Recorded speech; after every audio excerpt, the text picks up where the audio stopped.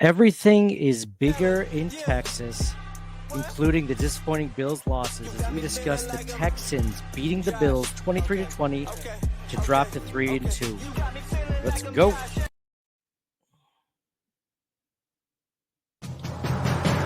Hey, what's up, everybody? This is Pro Football Hall of Famer and former Buffalo Bill Andre Reed. You're listening to Nate and the Fellas on Circle the Wagons podcast. Nobody circles the wagons like the Buffalo Bills. Go Bills. Where else would you rather be than right here, right now? Hey, hey, let's go Buffalo. Hey, hey, let's go Buffalo. The Bills make me wanna shout. Hey, Bills Mafia, what is up? Welcome to another episode of Circling the Wagons, a Buffalo Bills podcast. I am your host, Nate. Guys, thank you so much for joining us. We are doing a live stream on Twitter. We are pre-recording this on YouTube and Facebook and Twitter, wherever you're listening to this. And we're going to discuss the Bills' loss to the Texans 20-20. This is an opportunity for any of you out there to get in your thoughts on the Bills' loss, to get your thoughts on who is to blame in this loss. We got a lot of blame to go around. We can do the blame game if you want a little bit later on, see who we think is responsible for this loss. I think there's a lot of people, a lot of blame to go around by different individuals. We're going to discuss that. We'll do our sweet, sassy, Molassy plays of the game, Wall of Fame, Wall of Shame, like we normally do. But a lot of this is going to be, if you want to react as a listener, this is your chance to do so. I can record you live, and I can give you that opportunity. First, I am Nate, your host, and I am doing this solo. Mike and John couldn't make it. I did it a day later. I haven't been feeling great the last couple of days. I don't know if you guys are, I don't know if it's a change in the seasons, it's allergies or whatever it is, but sinus infection, I have no idea, but wasn't feeling great. Still don't feel great, but I'm going to push through tonight to talk about this loss. This was crazy. This was a different loss than what we're normally used to as Bills fans, at least the week before that. The Ravens game that wasn't even close. It was a beatdown from the beginning by Baltimore, and it lasted all the way through the game. This game started off that way. It started to look like it was going to be a complete beatdown again, and then the Bills came to life. The defense started to respond to the Texans. I mean, it didn't hurt. The Texans lost Nico Collins, their best wide receiver, just on a wide open pass. That was pretty crazy. I don't know if you guys thought that was as crazy as I was, but rarely do you see a player get a wide open touchdown pass, walk into the end zone, and then leave the game with an injury. It almost seemed like it was going to be a sign that the Bills could potentially take this game and win it. And in true Bills fashion, they did not. As if you've been a Bills fan for more than 10 years, you realize that until the clock is 0-0, the Bills have not won the game. And this was one of those games, and the Bills were down, and then they kind of made it a game again, 17, 20, 20-20. And you're like, okay, all right, well, they can force it into overtime. Again, this was a game that wasn't close.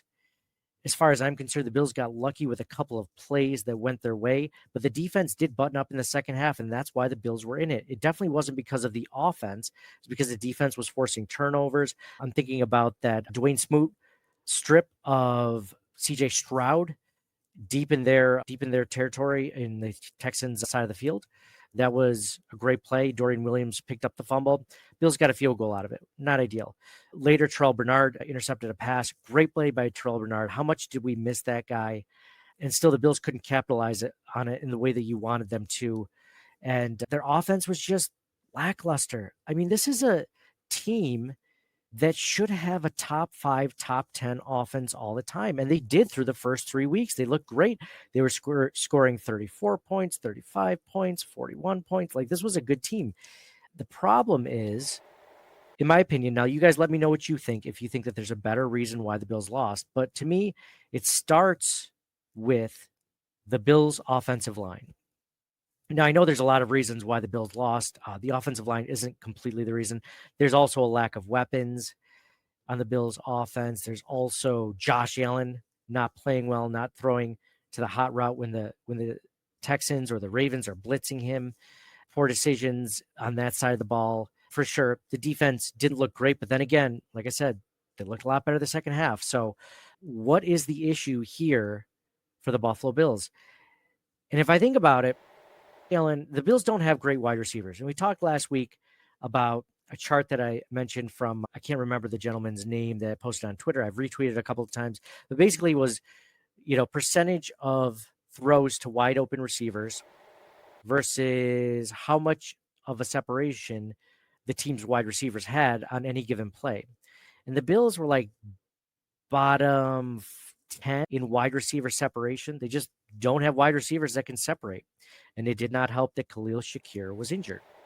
But my thinking or my thought process, and this was through week 4. So the Bills were still 3-1 at that point and still doing well with receivers that couldn't separate.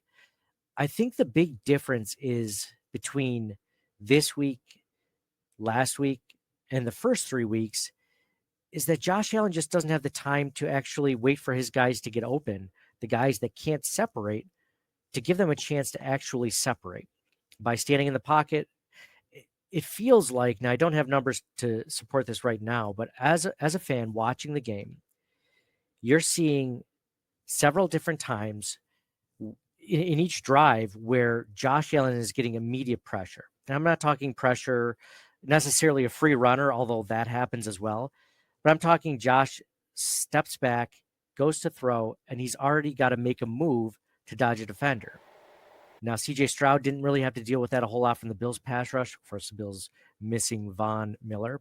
The Ravens didn't really have to worry about that the week beforehand. The Bills have consistently worried about that the last 2 weeks.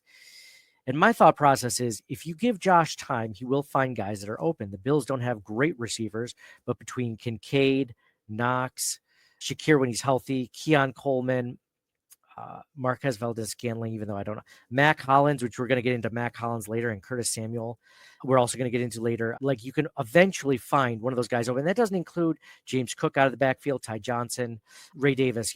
There's options out there. It's just a matter of giving him time. And I think the second thing that I think was one of the biggest reasons that the Bills lost was coaching. I mean, Joe Brady wasn't doing a good enough job scheming these guys open. Was he giving Josh Allen a good hot read in case there was a blitz? It just felt like there wasn't a lot of motion the last couple of weeks, a lot of pre-snap motion. I don't know why they're going away from that. Some people were saying it's because of being in an opposing stadiums with a fan base that's really loud. It's hard to do that. I don't necessarily get that completely. They still find a way to snap the ball. Normally I don't get that. There's something behind that, which I guess I don't understand. But to me, that I've seen other players do that in our stadium, so I don't know why we can't do that in other players' stadiums. So I think it's Joe Brady. I think the game plan was pretty rough. I mean, the run game was starting to do well, but then again, wasn't able to really get off the ground. I think this has just been a really rough game plan for Joe Brady and the Buffalo Bills. And it's not even that it's a bad game plan. I think teams are finally figuring out after 3 weeks the Buffalo Bills offense. And if you remember, the Bills looked good under Ken Dorsey the first few games, and then they hit a rut. And right now, I think what's happening is Joe Brady's hitting a rut. Now, how he gets out of that rut will determine how the Bills do offensively this season. So if you're looking at the Bills were doing a great job running the ball. James Cook had 20 carries for 82 yards, 1 touchdown. It was just passing the ball. The Bills could not get it going.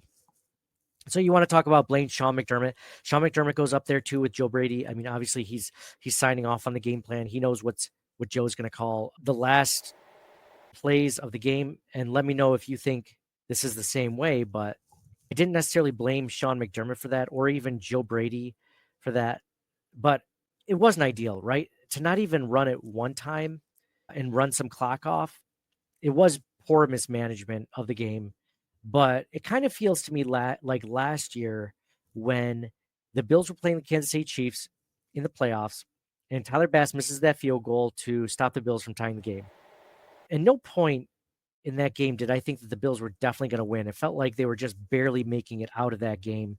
I just didn't get the feeling like they were going to win. I felt the same way about this Texans win. If the Bills were able to get a tie, and actually force it into overtime, I didn't have any confidence in this offense in making a stop.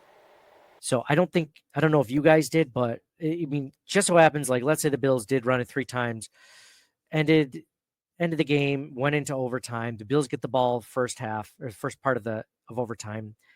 I don't necessarily see the Bills making it down the field for even a field goal. So that's kind of what my thoughts were on the game. I go offensive line, I go Joe Brady / kind of Sean McDermott.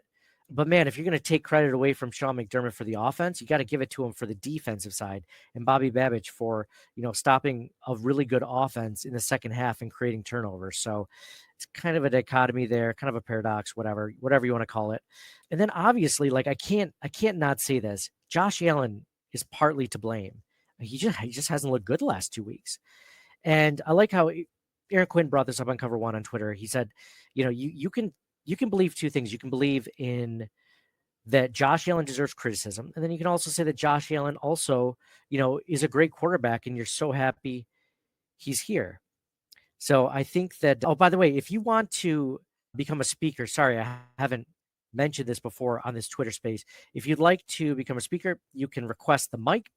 And if you're interested, I can let you in and you can let me know your take on the game, any part of the game, the blame portion of it, the what did you like, what didn't you like, maybe your sweet, sassy, Molassy play of the game. We can go over that. But all you have to do is request that mic. And once you do that, I can let you in at my discretion. So feel free to do that. I think it's on the bottom left-hand corner. I can't remember. And on my side, it's a lot different because I'm actually hosting it. But anyway, regardless. So and then obviously Josh Allen. So you can be one of those people that criticizes Josh Allen and say he did not have a good game, because I don't believe he did. I don't believe he's had 2 really rough games passing the ball.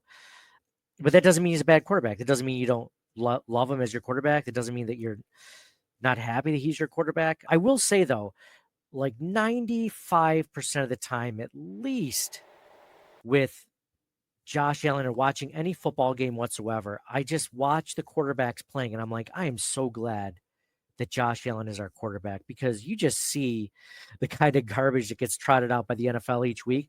And I'm not saying they're all bad. I'm not saying they're all terrible, because we've definitely lived through those years. But how happy are you that Josh Allen is your quarterback when you get to watch most of these games? The caveat I'll say to that is CJ Stroud looks really good. He looks really good. And I know he made some mistakes. He's not, I don't even think he's better than Josh Allen, but I mean, he looks good. He's one of those quarterbacks where you're like, you know what? I wouldn't mind if he was our quarterback, if we were still looking for a franchise quarterback, one of those guys.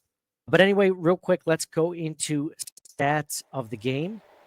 First, we're going to start off with Josh Allen. Josh Allen was 9 for 30 for 131 yards, 1 touchdown, 0 interceptions. James Cook, I mentioned earlier, 20 rushes, 82 yards, 1 touchdown. Josh Allen, the next leading rusher, 4 carries for 54 yards, 0 touchdowns. Keon Coleman, the leading receiver for the Buffalo Bills, 1 reception on 5 targets for 49 yards and 1 touchdown. Dalton Kincaid, 2 receptions on 6 targets for 34 yards. And then Mac Hollins, 2 receptions on 6 targets for 27 yards. Now, this is a perfect opportunity to talk about Mac Hollins. Now, I like Mac Hollins. I don't want to start this discussion out with saying that I don't like the guy. He's cool. He's got cool vibes. He's a tall guy. He's a vet. He's bounced around the league. The problem I have with Mac Hollins isn't so much the player that he is, because I think he is what he is. He's like, I guess I'm trying to think of like a comparison that the Bills have had in recent past. He's not Deontay Hardy, maybe a Trent Sherfield, right? Like it's a let's see what happens, right? Like let's hope he turns into something, right? And he's shown some decent plays. Like there was that touchdown, I think it was week 1 or week 2, I can't remember, but looked pretty good there. The problem I have is that they consistently keep giving Mac Hollins like wide receiver 1, wide receiver 2 snaps and targets. That's my problem with Mac Hollins. Like I like the guy, but you shouldn't be treating him like he's, your Stefon Diggs or whatever. This is a guy, like I said, 31 years old, bounced around the league. He's never proven to be a great wide receiver. He's not bad. But when you look at a guy like Curtis Samuel, who you paid $24 million to in the offseason, a guy who was almost 1,000-yard receiver, and had his best season under Joe Brady as a coordinator. A guy that's proven, like, even with, quarterbacks that were inconsistent, like, he still put up decent numbers. And he had 1 reception on 4 targets for 0 yards. Their usage of Curtis Samuel is just baffling. It's baffling to the point where the only way that I can justify the way that they're using Curtis Samuel, or the way that they're not using Curtis Samuel, is that he still has that lingering turf toe injury. That's the only thing I can think of. I could definitely see that being an issue, but he's not showing up in the injury report. So how would you know if it was an issue? So he's not showing up in the injury report. My guess is that for some reason, either Josh doesn't trust him, or Joe. Again, this is Joe Brady's guy for when he was with the Panthers, and I'm sure he was probably, going to bat for him being signed to the Buffalo Bills, so they'd have a player like that. I'm not sure why they're not utilizing Curtis Samuel, and I shouldn't blame Mac Hollins. It's not Mac Hollins' fault that he's not getting utilized, but I mean, the guy's missing. He's missing from the offense. This is a guy who I could see, like, because Khalil Shakir was the only Bills wide receiver that had taken snaps with Josh Allen in the, previous to the season. I thought for sure that this Curtis Samuel could be a wide receiver 1, wide receiver 2 for the Buffalo Bills. And I mean, right now, what is he, wide receiver 4? Like, it's not good. And it was fine the first 3 weeks because everyone eats, but this last week, everyone was starving. I mean, 9 for 30. Josh was 9 for 30. I mean, that is an abysmal game. I can't remember. I think Josh had a game like this when he was a rookie, maybe against the Packers, but I haven't seen Josh play like that since then. So more rushing yards and passing yards, not a good sign for the Buffalo Bills. On the other hand, C.J. Stroud, 28 for 38, 331 yards, 1 touchdown, 1 interception. Cam Akers, leading rusher, 9 carries for 42 yards, 1 touchdown. Ogunbawa it's interesting. He had 15 carries for 30 yards. Oh, I'm sorry, Ogunbowale. 15 carries for 30 yards. He had a halfway decent game. He showed up when it mattered for the Texans. Stefon Diggs, the leading receiver. I mean, how much did he love that? 6 receptions on 8 targets for 82 yards, 0 touchdowns. Nico Collins was the next one, 2 receptions on 2 targets for 78 yards and 1 touchdown. He had that 67-yard touchdown early in the game. So lots of discussion here. As far as, I'm going to talk about Stefon Diggs for a minute. I don't wish any ill will on Stefon Diggs. When he was here, man, he was good. When his mind was in it, when he was fully bought in to the team, he was good. He was top 5 good. And I miss that because we don't have that. And I also kind of miss, in like a weird way, the friendship that Josh Allen and he had. Like, I know Josh gets along. He's easily a guy's guy, right? Like, he gets along with all his teammates. He has cool handshakes with all of them. I get it. But there was just something kind of special, it felt like, between he and Diggs. Like, I mean, they were on the cover of the Sports Illustrated SI Kids, BFFs issue. The kind words that they said about each other back and forth in post-game interviews and stuff like that, man, it's just unfortunate that it happened the way it did. It doesn't change anything, but I don't wish ill will on the guy. I don't see him and hope that he does terrible throughout the season. Now, when the Bills play him, do I hope the Bills beat them? Of course, but I don't root against the guy. It was interesting that off the field interaction between the two, where Josh said something really short and Stefon said something really short, and it was kind of like a forced goodbye. You can tell there's something there. Whatever it is, I would probably never know, but there's definitely something there. So, and Stefon Diggs said it meant a lot to him in the post-game press conference or locker room interview that he did. He said it meant a lot to him. And not for nothing, it felt like Stefon Diggs was going to cry a little bit. Really emotional win for Stefon Diggs. Felt like he really proved something. Had the game circled on his calendar, even though he said he didn't. he said, how could you not? But he felt like he was going to cry. It felt like he was, a couple steps away from that TO, like, crying, like, that's my quarterback. But we know Stefon's an emotional guy. It's just not the guy that we're used to. I mean, us as Bills fans, like, I remember after the big controversy the last offseason where Josh and Stefon didn't talk the entire offseason. Stefon comes in the first day and leaves the building, upset about something before anything actually got going. And at that moment, you're like, what's going on? The Bills are screwed. Like, what's going on between Josh Allen and Stefon Diggs? John McDermott said he was very concerned about everything. And then Stefon Diggs comes in the next day, does a little powwow with the media. He flashes his $1 million smile, pulls up a chair completely. He's almost flirting with the Buffalo media at that point. So like super confident guy. I mean, the guy's like, he's not even, I wouldn't even say cocky because he's just overflowing with confidence. Like, I wish most of us wish we had that sort of confidence in our lives. So to the point where he's like, pull up a chair, let me, yeah, it's everything's good. He was not that way after the Bills game. He was emotional about it, and good for him. Obviously, he played well. He's a good wide receiver, and I think they're obviously going to need him if Nico Collins misses any time. But I mean, we just know it's just unfortunately it's a ticking time bomb. Just a matter of time until we see him with, do that to another team. So miss Stefon Diggs, but obviously understand why he had to go and why they had to trade him. I don't miss the drama. I just miss Josh having that wide receiver that on any given play could be wide open for him. On any given play, the defense has to worry about, because right now, which wide receiver does the defense really have to worry about? Even when Khalil Shakir is healthy, which which wide receiver are they thinking about bracketing or putting two guys on or giving over the top safety help for? There's not many guys like that on the Bills right now. So I also got to talk about Josh Allen's concussion, or I mean, at least quote unquote concussion. It was hard to tell, like based on, I just retweeted this quote from Sean McDermott saying it definitely was a concussion. I'm not so sure. Again, I'm not 100% sure if it was a concussion or not. It looked like it from the beginning. His body went limp, but then I could have remembered, and I can't find video of it. It felt like he just jumped right back up again after he came to and jogged the sidelines, which is not something I've ever seen someone with a concussion do. I saw someone over Twitter mention that he got knocked out.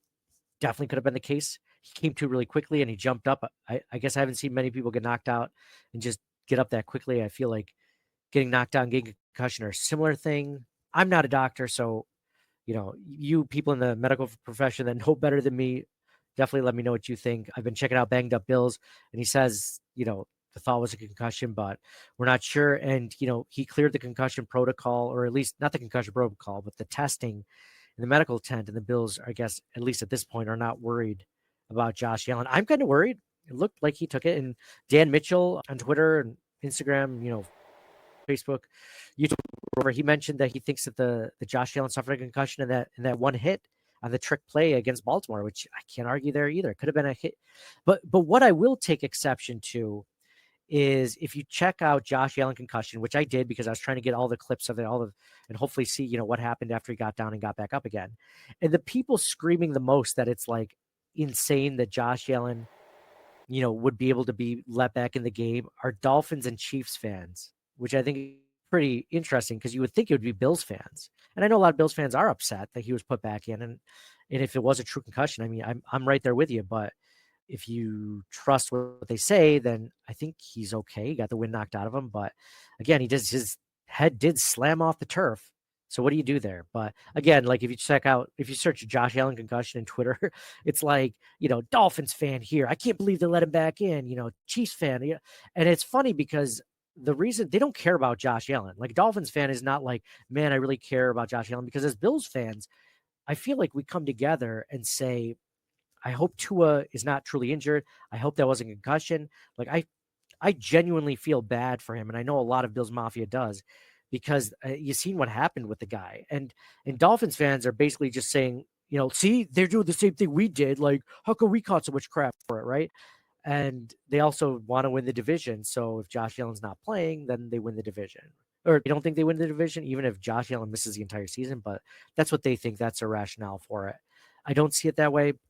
But again, if it's a true concussion, he's got to go through the protocol. But there's just nothing to definitively say that it was or not. So I'll leave it to the professionals. But from here, it did look like a concussion. I was truly worried about, as I'm sure you all were, just kind of like, oh no, I hope he's okay. Like, forget about the game, forget about the season. You just hope that he's okay and that, he's healthy, because you don't want your guy getting multiple concussions, because we've seen. So those were stats of the game. Now we're going to go into Sweet Sassy Molassy plays of the game. So Sweet Sassy Molassy plays of the game. There's a couple of them. One of my favorites was honorable mention is the Keon Coleman touchdown on 4th and 5 in the the third quarter. Bills were down 20 on 4th and 5. The Bills go for it, which I love the aggressiveness. Sean McDermott doesn't get credit for that, but it was good aggressiveness. At the 49-yard line of the Texans, Josh Allen throws a pass out there to Keon Coleman. He catches it, runs past the defender, gets 49 yards and a touchdown. It was a great play by Keon Coleman, by Josh Allen, and it was one of the best plays of the game. I also wanted to give it to, Cameron Smoot for that sack fumble. I love that play, but I'm going to give it to Terrell Bernard for that interception late in the game when CJ Stroud, who was picking apart the Bills, threw it right to him. And it was just great coverage by Terrell Bernard. People have kind of been criticizing him for his lack thereof, inability to cover the passing game. I think he showed up really well right there. And he showed us exactly why we missed him the last few weeks. I mean, he's one of the best players on this defense, and he showed it. Again, the defense missing, 5 starters today. You include Matt Milano, Taron Johnson, Von Miller. Who else am I missing? Taylor Rapp, and there's someone else I think I'm missing. Ed Oliver. 5 starters missing. They did a pretty good job to limit the Texans to 23 points. Again, it has to do with the offense. But Terrell Bernard, that interception late in the game that could have potentially led to the Bills going ahead if they had any semblance of an offense. That's my play of the game. All right, let's go into Wall of Fame and Wall of Shame. So let's start with the Wall of Fame. It's got to go on the defense. In particular, I mentioned Terrell Bernard. I mentioned that I really liked what Bobby Babich did in the second half of the game, just making adjustments and truly just kind of limiting that Texans offense that was just absolutely the Buffalo Bills defense. So love that. The Bills were able to stop the run game for the Houston Texans. So even when they were up big, they couldn't just run all over the Bills, which is something we saw last week.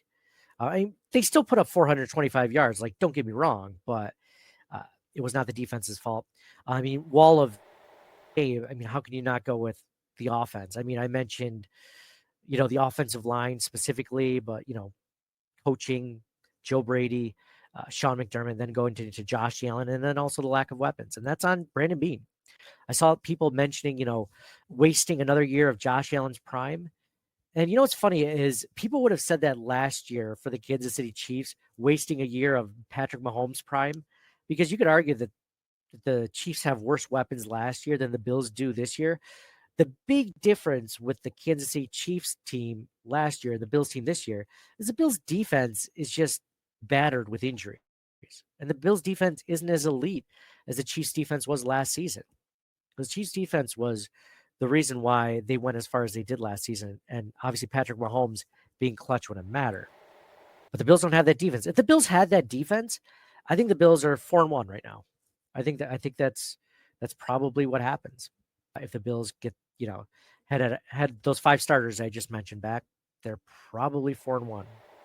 But that's not the way it is. So Wall of Shame, Wall of Fame. Let's go into some hot takes from Bills Mafia. Now, after every Bills game, I write on Twitter, who or what is on your, what are your fire takes for the Bills loss or win against the opposing team? And you guys never disappoint. Usually never disappoint. But Pete Ski says they should have done 3 straight rushing plays and made Houston use their timeouts. I was yelling at the television. Yeah, I can't argue with that. Agree 100%, Pete Ski. And you know what I said earlier about, that I didn't think the Bills would win even if they made it into overtime. I stand by that, but it doesn't mean that they couldn't have won, right? Like they still could have had a chance. I'll tell you what, they would have had a better chance that way. But then again, we didn't know that they were going to have an incomplete pass, all 3 passes. Maybe that was part of the concussion. We don't know. But, if they had run it 3 straight times right into the line, I feel like more of Bills Mafia would have been criticizing Sean McDermott for not being aggressive enough. So sometimes, man, you're damned if you do and you're damned if you don't. So Last Rights Design said, why the bleep are you throwing it from your own 3? Again, Buffalo Ben says, once again, we lost due to terrible coaching. I think he meant we lost a a close game due to terrible coaching. It's a window for the Super Bowl here. It matters when you get hot, right? If you make the playoffs and you get hot at the right time, like getting Matt Milano back in December hot, Khalil Shakir, possibly. Brandon Bean trading for a wide receiver at the trade deadline. That's definitely possible. By the way, if the Bills did trade for a wide receiver at the trade deadline, I mean, who would you consider? I mean, what skills would you look for in that wide receiver? Because the Bills have length. They have guys that are tall. They have Matt Collins. They have Marquez Valdez-Scantling. They have, Keon Coleman, tall guy, 6'3", 6'4". They have speed. They have Curtis Samuel. They have Khalil Shakir. They do have speed. Marquez Valdez-Scantling is fast too. I mean, they have speed on their team. I didn't even mention Dalton Kincaid and Dawson Knox. Tall guys can catch the ball. I'm not sure what they go for. I mean, because they're not going to get Devontae Adams. I mean, it's just not going to happen, right? And even if they do you want to get another, unhappy wide receiver who's been bouncing around from team to team on your roster and be on the hook for the next 4 or 5 years? I don't think Bean wants that. If that was the case, we would have kept Stefon Diggs, right? So I don't think it's closed. This is a bad year, though. I mean, this could have been, a lot of these teams are now exposing the weaknesses that we all saw before the season started. So I'm just wondering if there's another loss before people start wondering if it's Haley Steinfeld's fault as to why Josh Allen's not playing well or something like that. We'll see. Joe Chinelli writes, Josh Allen cannot do it on his own. I thought he could, and it seemed Bean thought the same. We need one or both of those wide receivers who are on the trading block. Rob Crippen says, everyone eats, putting his hands up there. I guess everyone eats. Everyone was starving. Everyone was fasting. It was not a lot of people eating out there. That's funny. Andrew Freeman said, my dad told me that Fairburn might miss the field goal. I said he would make it. They always do. I watched a kicker make a 60-yarder in a rainstorm against them. Oh, yeah, they always make it against the Buffalo Bills. I'm pretty sure that's a given. Ye old Nerdcast says, not challenging that Dalton Kincaid catch I knew was going to hurt. Could have totally shifted this game, but man, we have to play a play for a top wide out. Don't much care which one. We have to make a play. I think he means make a play. Dalton Kincaid, them not challenging, I did think was kind of surprising. Usually Sean McDermott challenges those plays. I'm surprised he didn't, especially with the offense reeling as much as it was. Maybe he was just worried he wouldn't keep the timeout. To be honest, the way I saw it was the ball shifted slightly in his hand. I think that the way that the NFL is, the way that the NFL officiates, that they would have, the Bills would have won that challenge, unfortunately. So I agree he should have done it. There was a chance, but I don't think it definitely would have happened. I think there was just a little bit enough of a, he caught the ball. He didn't lose possession of it, but at the same time, he didn't hold it next to him while his feet were in bounds. So I don't think they keep it with him. I could be wrong. God knows I've been wrong before. Ask my wife. So he'll make something of his injured defense and then not challenge Kincaid catch. The second half was amazing comeback, and we have a formula that works offensively. I'm not worried. Defense had many new faces. Backups were hungry. Hyde and Poyer are sorely missed. Absolutely. I mean, I was kind of excited to see Cole Bishop back there because I wanted to see what the rookie could do. I mean, you're talking about a guy who is more gifted athletically than Hyde and Poyer ever were, size-wise, agility-wise, athletically, just got beat deep. And Hyde and Poyer really never let that happen very often, did they? Man, it's tough. Buffalo Dill said, I shouldn't have worn my new hat. I didn't change it till halftime. I take this L on my shoulders. And Josh Allen, what the F was that, Joshy? Buffalo Dill, that's not your fault, man. I feel like Robin Williams in Good Will Hunting. It's not your fault. Well, I shouldn't have worn my new hat. It's not your fault. Oh, I didn't change it till halftime. It's not your fault. Buffalo Dill, it's not your fault. I wish I was in Buffalo at Saxon. Dave says the defense, with almost as many injuries as they've got starters, gave our healthy-ish offense enough chance to win. They crapped the bed. My hot take is we're actually bad. I'm not ready to say that. I think they had 2 bad games against 2 good teams, but maybe this team isn't bad, but maybe the team isn't as good as it was the last few seasons, right? Like, I don't think it's a bad team, but maybe this is like the Dolphins last season. You go 10-7 and you just can't beat any good teams. That's all. Owen says the fact that we lost like that, I'd rather lose lose an OT. But like at this point, I don't know if my brain can deal with the stress of the next upcoming games. The last two have been brutal to watch. Yeah. Yeah. John Yackel writes, getting a power ranking of number 1 after playing 3 weak teams was very premature. Bill's new ranking is likely going to be between 10 and 15. That's a fast drop. Absolutely. All Perspective TV says, Coach, can someone show some post-game emotion? Well, they don't want to show emotion when they lose, right?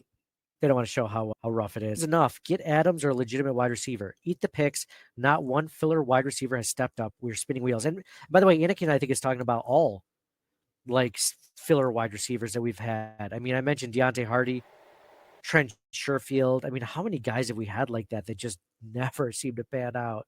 I mean, I'd say Cole Beasley and maybe Emmanuel Sanders for that one season, maybe John Brown for that one season, but not a lot. Not a lot. Mike, what day is it? Says it's time to fire McDermott. I'm going to say that. I'm not saying it's time to fire McDermott. I mean, if you just admit that this team is devoid of talent, just so that they could get Stefon Diggs off the roster and make room for next season and seasons in the future, then you're saying that, he's already working with less of a roster. So is it time to fire him, or is it time to just say that it's a bad year? I don't know. Alex and her says that the coaching on this team is hurting this team more than the players are. I can't disagree with that. Bill's Polka writes, Mac Hollins is an attractive man who is bad at football. I can't speak to the first one necessarily, but he's not bad at football. He's just Mac Hollins at football, right? He's not bad at it. He's just what he's always been. Just not great at it, right? Like he's not really good at it. I don't necessarily think he's bad. AJ Tharp said, I can't believe we lost to a team play in the XFL. I love that take. I hate those Houston H-Town uniforms. I usually love these alternate uniforms. Did not like that one. I thought it was terrible. I thought it looked awful. I hope the Bills finally give us an alternate uniform when we wanted the red Buffalo helmet. They might end up giving us something stupid like that we never wanted. Buffalo Jill says, not capitalizing on that fumble recovery with a touchdown was the end for us. Absolutely. Absolutely. That was a time. If you were going to show that you're a good team, you take advantage of that as good as you can. So, all right. Ichabod Crane says, my take, which is perfect for this time of year, Ichabod Crane. My take, we've already lost 2 straight games to 2 AFC opponents who we are all but sure to see in the playoffs. We need a new coach, dog. I'm cheering till the day I die, but I'm not going to gaslight myself into thinking McDermott is a coach we'll win, not just go to a Super Bowl with. I've never been on the fire McDermott bandwagon, and I'm not ready to get on yet. Wait until, and by the way, it's not just because I like the guy, not just because I think that he brings something to this team hasn't had in years. It's not because he has the best winning percentage of any Bills head coach. I think besides Marv Levy, or maybe better than Marv Levy at this point. It's not all those things. It's because when I hear former players talking about Sean McDermott, and when people say, what do you think about him? It's if they didn't like Sean McDermott, they didn't like the job he was doing, they would say, he's doing the best he can, or they would make up some excuse. They wouldn't say affirmatively, like with such conviction like they are right now. If you listen to Eric Wood talk about, Sean McDermott or any of these former players, they love Sean McDermott and they think that he can get them past over the hurdle. If they were kind of wavering in their thoughts on Sean McDermott, then maybe I would too. But I'll take it from the guys who play the game and what they think of. I remember I heard Eric Wood, Jerry Ostrowski, and John Fina talk about Sean McDermott specifically when everyone was saying fire him, and neither of them wavered. They're like, no, Sean can do it. So they just felt. So these are former players. I trust what they think more than what I think, and I still like the guy. So again, he is not without flaws. He does have some huge flaws. But I mean, watch a regular NFL game, man. Even teams that are good, watch Andy Reid play. He'll make some dumb timeout decisions. He's just bailed out by Patrick Mahomes more often than not. Terrible coaching at the end. Should have challenged play earlier. Our receivers stink. Trade for Amari Cooper. I would absolutely take Amari Cooper in a heartbeat. If we can afford him, I love Amari Cooper. He would easily be an upgrade to our roster and possibly long-term as a great wide receiver, veteran wide receiver. Miss Molly says Joe Brady had an awful game plan and Josh Allen was trash. I was there. I saw it. Yep. I saw her on Instagram. She was posting pictures of her and her husband at the game, being able to actually watch it. And yeah, I felt bad. Molly, if you're listening to this, which I know you listen, you've been one of our longest listeners and supporters. I feel bad that you guys saw that game. I was hoping that you'd see a better game. Sorry, it was as bad as it was. Okay, we got to leave this on a funny. I'm going to leave it with my guy Charles Byrne. He says the Bills defense made this game look closer than it was. Josh Allen and his receivers aren't on the same page and are not in sync with each other. That's for sure. I mean, just talking about being in sync. I mean, what about that play where Keon Coleman got hit in the back of the head? I mean, it was a simple slant route. He couldn't end up doing it. I could end up making the play, couldn't end up catching the ball. Just a rough game for the Buffalo Bills in general. Those are my takes, guys. It's funny. Whenever it's by myself, I'm like, I'll probably talk for 15, 20 minutes tops. This is 45 minutes or so. Thank you guys all so much for listening. Appreciate you guys sticking with us. Next week, we'll have Mike and John, my co-hosts, back to talk more Buffalo Bills. It's going to be exciting. Hopefully, we're talking about a Bills win over the Jets. And yeah, so again, this was a tough game. It was a winnable game. And a few things go the Bills' way. They might have won. I wouldn't have felt more confident about the Bills if somehow they got a pick six and won the game. It just didn't feel like they're weak. I don't know what's going on with Josh Allen. Hopefully he's not injured, but he needs to work with Joe Brady day and night this next week to find out a game plan to get over the Jets and to get over whatever rut they're in, because they're definitely in a rut. So thank you guys all for listening. So for me, Nate, go Bills. Appreciate you all listening, downloading, subscribing, and we'll talk to you guys again soon.